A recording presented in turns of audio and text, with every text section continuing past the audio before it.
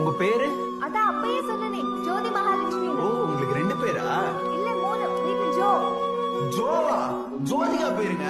குஷி 19 தடவை பார்த்திருக்கேன். ஜோதிகான்னா எனக்கு அவ்வளவு பிடிக்கும். ஆனந்தம் பெண்ணாய் வந்தே அழகாக பேசுதே, மின்சார ரயிலும் வண்ண குயில் போல கூவுதே.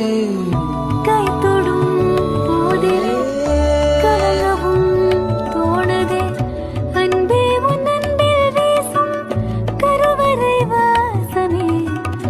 எப்போதும் என்னில் வீச மிதந்திடும் பாவமே, மூங்கிலே ராகமாய் மாறுதே.